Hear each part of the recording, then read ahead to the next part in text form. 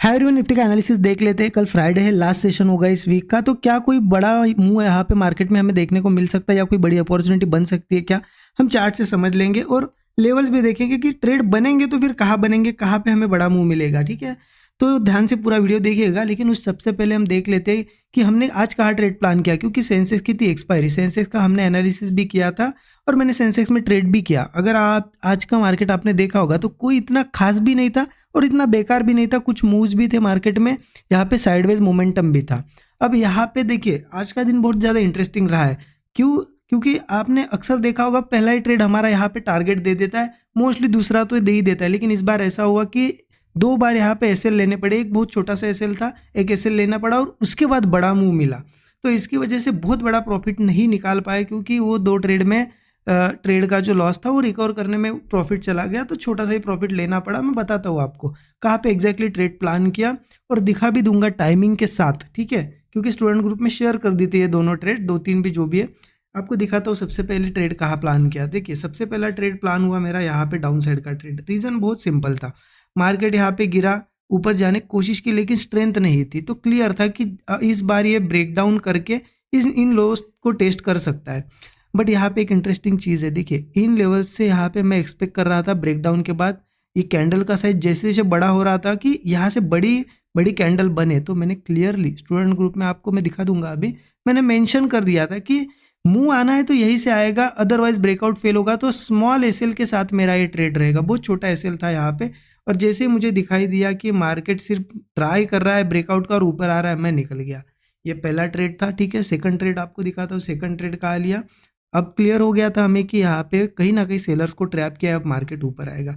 तो मुझे एक्सपेक्टेड था यहाँ से ब्रेकआउट। ठीक है, बट एक मेरे से मिस्टेक कह सकते हो आप, यहाँ पे अर्ली एंट्री हो गई, क्योंकि मुझे लगा था कि यहीं से ब्रेकआउट वाली कैंडल्स बनेगी। तो मैंने ट्रेड यहाँ पे ले लिया और उसके बाद आज एक्सपायरी थी, प्रीमियम बहुत ज़्यादा डीके हो रहा था। तो इसमें भी क्या किया, मैंने पहले एसएल ले लिया। क्योंकि देखिए, मुझे इस मूव का एक्सपेक्टेशन था, मूव आ भी गया, लेकिन कभी भी मैं होप पे नहीं बैठता हूँ। बहुत से लोग यही गलतियां करते हैं, बिगिनर्स खास करके ट्रेड लेते हैं, उनको लगता, मतलब उनको पता होता है मूव आएगा, लेकिन वो क्या करते हैं, होप में रहते हैं और जब उनके अगेंस्ट बहुत चला जाता है तो पूरा कैपिटल जो है, मतलब जितने का ट्रेड लिया वो प्रीमियम जीरो कर देते हैं। ये गलती नहीं करना और एक्सपायरी के दिन तो बिल्कुल नहीं करना है।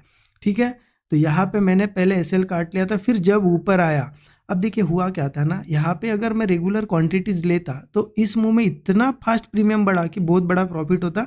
ये दो छोटे एसएल तो ऐसे ही निकल जाते। बट यहाँ पे मुझे इतना कॉन्फिडेंस नहीं आ रहा था, क्योंकि मैं एक बार और दो बार यहाँ पे एसएल आज ले चुका था। तो कहीं ना कहीं था कि कहीं साइडवेज ना हो जाए, इतना ज़्यादा कॉन्फिडेंस नहीं था। तो क्वांटिटीज मैंने कम ली, इस वजह से इस मूव में प्रॉफिट हुआ, उसमें ये दोनों लॉस रिकवर हुए और छोटा सा यहाँ पे मुझे प्रॉफिट बचा। तो ठीक है, देखिए ग्रीन में हमने क्लोज किया, वो हमारे लिए बहुत अच्छी चीज़ है। क्योंकि मॉर्निंग में दो बार ट्रैप होने के बाद लोग गलतियाँ क्या करते हैं ना, माइंड का कंट्रोल छोड़ देते हैं और कहीं पे भी ट्रेड लेने लगते हैं।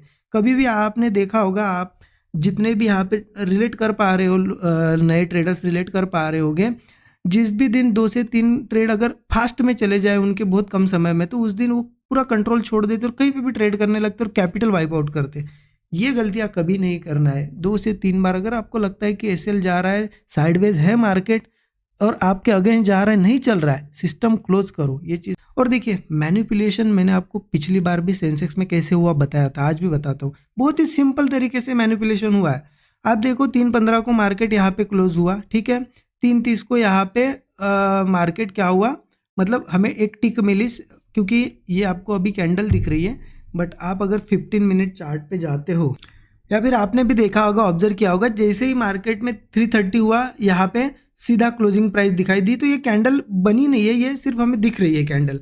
अब हुआ क्या था, इस लेवल के आसपास आपने देखा होगा पुट तो पूरा जीरो हो चुका था, जीरो हो चुका था, मतलब किसी को पता था कि नीचे तो नहीं क्लोजिंग मिलने वाली। ठीक है, किसी को पता था, राइट।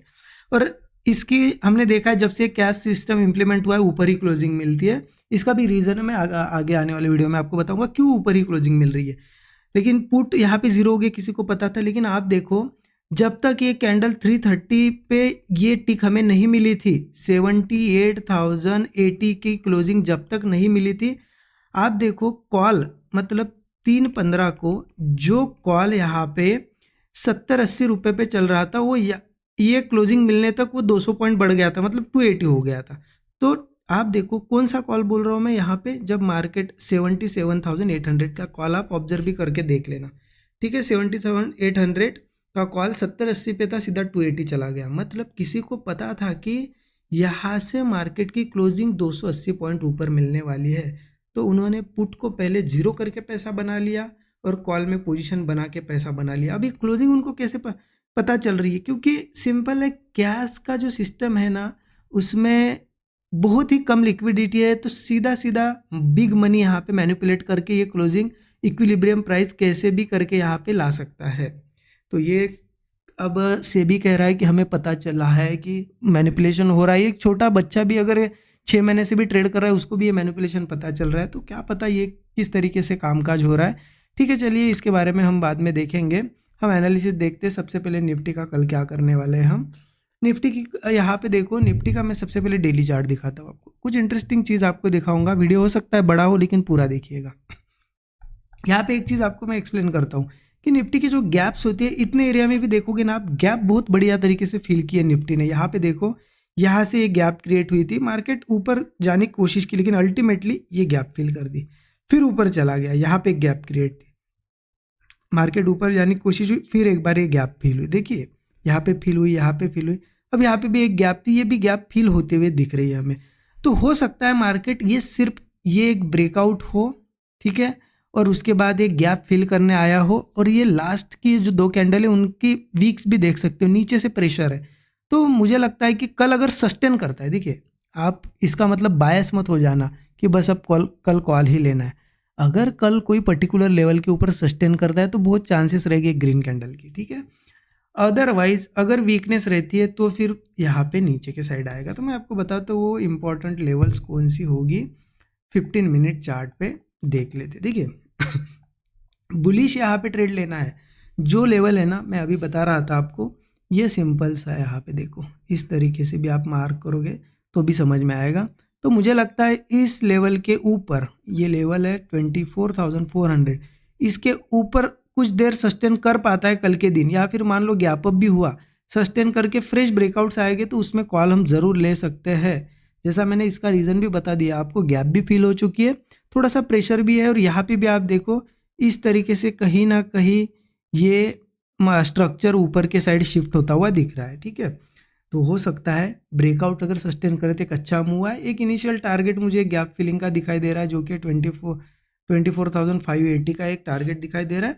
इससे भी ऊपर जा सकता है मार्केट, बट एक चीज़ ध्यान रखना, एक अच्छा मूव मिले और मार्केट रुकने लगे तो आप प्रॉफिट बुक कर सकते हो। अच्छा प्रॉफिट जब दिख रहा हो तो आपने आज भी देखा हमने कैसे बुक किया, अदरवाइज ये प्रॉफिट भी चला जाता, राइट। तो इस तरीके से कल के दिन प्लान करना है। अब सेलिंग कहाँ कर सकते हैं, क्या यहाँ पे बाइंग ही करनी है? देखिए बायस नहीं होना है। एज एन इंट्राडे ट्रेडर आपको कभी भी बायस नहीं होना है। बायस कौन लोग होते हैं?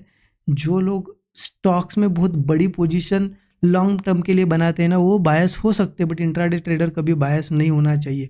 हमें अपॉर्चुनिस्टिक बनना चाहिए कि कहाँ पे भी अपॉर्चुनिटी दिखे हम उसे कैच कर पाए। हमें ये देखना है कि कहाँ पे हमें एक छोटा एसएल लगा के एक अच्छा प्रॉफिट मिलता है, ठीक है। इसलिए यहाँ पे सेलिंग भी हम कर सकते हैं, क्योंकि कुछ लोग बोलेंगे आप तो दोनों साइड के ट्रेड बता रहे हो। स्ट्रक्चर ही ऐसा बना है यहाँ पे कि सिंपल हम एक साइड का माइंडसेट बना के नहीं रख सकते, हमें कल दोनों साइड के देखने पड़ेंगे ट्रेड। यहाँ पे सेलिंग कब कर सकते हैं? सेलिंग के लिए ये लो नहीं, ये लो हमें कंसिडर करना पड़ेगा। ये लो है 24,320 का, ठीक है। अब यहाँ पे सेलिंग कैसे करना है वो भी मैं बताता हूँ आपको। 24,320 लेवल आप मार्क करके रखिएगा। अगर मार्केट सीधा गैप डाउन होता है तो एक चीज़ का ध्यान रखना, इस लेवल के नीचे वो सस्टेन करना चाहिए, या फिर हो सकता है थोड़ा रिट्रेस करे लेकिन वापस इसी लेवल के नीचे आके ब्रेक डाउन देना चाहिए। तो फिर यहाँ से ये 24,190, 24,050 ये सपोर्ट्स मुझे दिखाई दे रहे हैं, ये टारगेट्स होंगे हमारे, ठीक है। गैप डाउन होता है, सस्टेन करता है तो हम बियरिश ही जाएंगे। बट अगर ऐसी सिचुएशन आती है कि मार्केट यहाँ ओपन हुआ और नीचे आया तो ठीक है, अगर इस लो के आसपास आता है, होल्ड करता है, ब्रेक डाउन बनाता है ऐसा कोई, तो हम बियरिश ट्रेड लेंगे, क्योंकि मुझे लग रहा है फिर ये 320 भी ब्रेक होगा और नीचे चला जाएगा मार्केट। तो बिल्कुल सिंपल सा एनालिसिस है। आप यहाँ पे सस्टेन करता हुआ देखिए पर्टिकुलर लेवल जो हमने डिस्कस किए, वहाँ पे जैसे ब्रेकडाउन या ब्रेकआउट मिलता है ट्रेड प्लान करिए। बहुत ही सिंपल है। कल के दिन भी मैं